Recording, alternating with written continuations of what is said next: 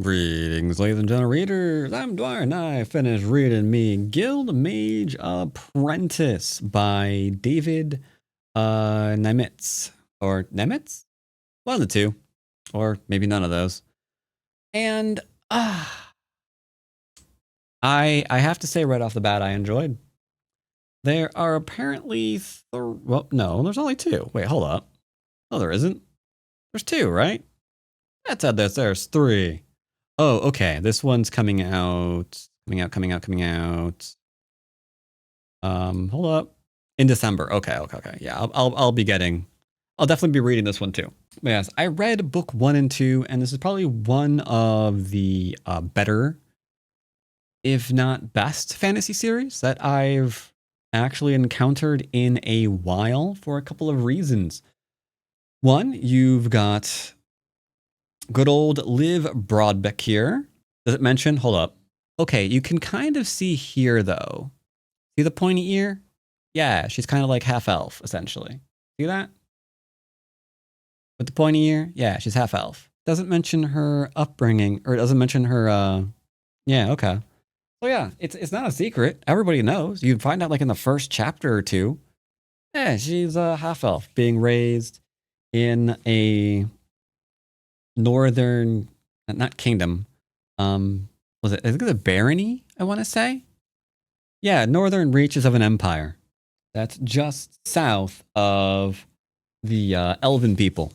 Okay, fantastic. Great. Loving it.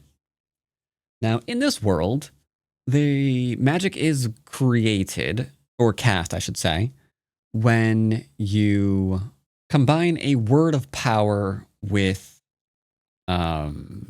essentially other words to tell it what to do. That's the long story short. And to have a word of power, you typically either need to learn it or not learn it, but kind of like be gifted it, sort of.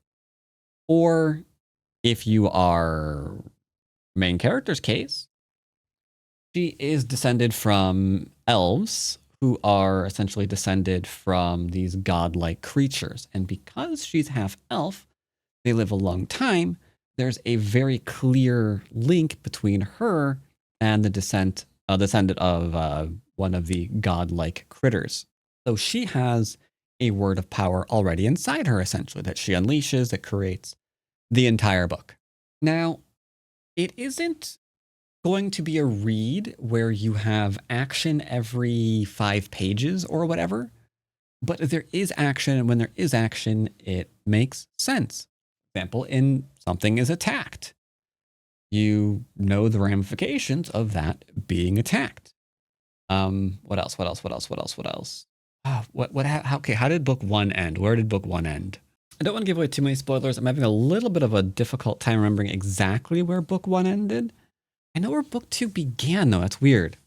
But suffice to say, she learned to use her ice magic, which is pretty good against the creatures that come out of these little rifty things that kind of want to go and, eat people, as they always do.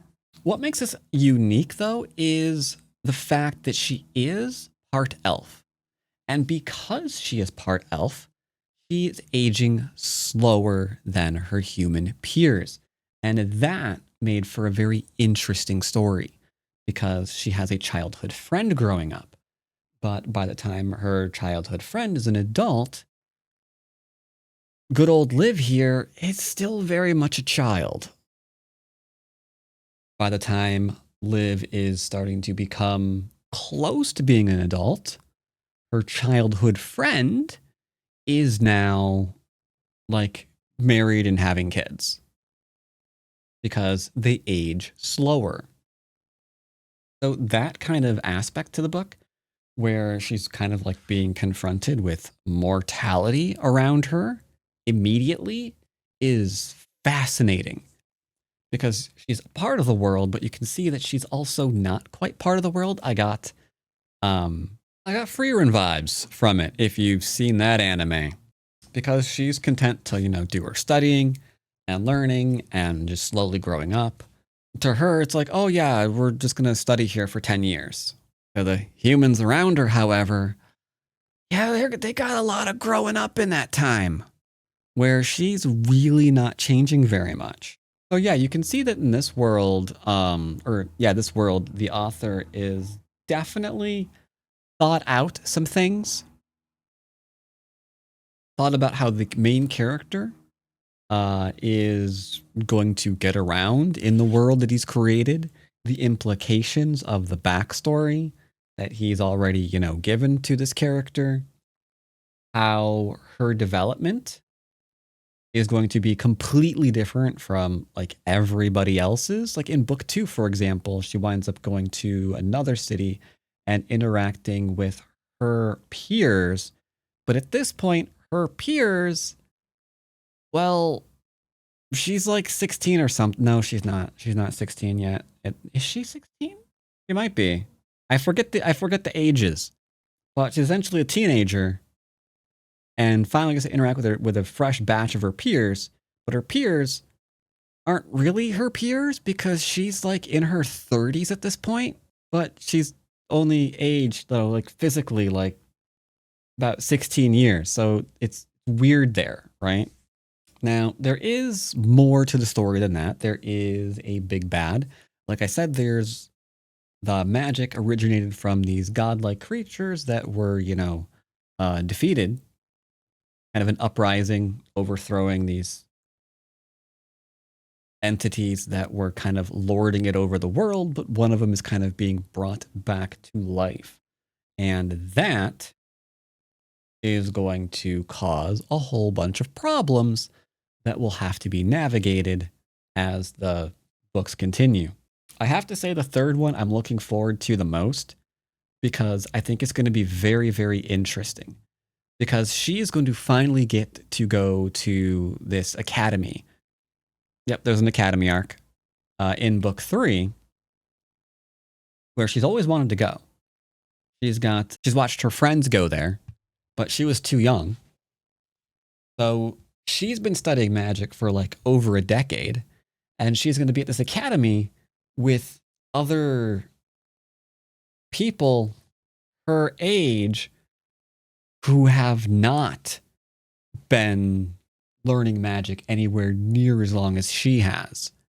And so she's going to be like with a group of her peers who aren't her peers, who are just studying magic when she's mastered a lot of it. It's going to be weird. Like it's going to read like an OPMC sort of tale, I would imagine. Only it's not. She just has been alive longer than these other people. So I hope that this arc is done really well. I'm really hoping this arc is done really, really well, though I do wonder why they're going to be attacking a huge serpent in the middle of the ocean. That's going to be strange.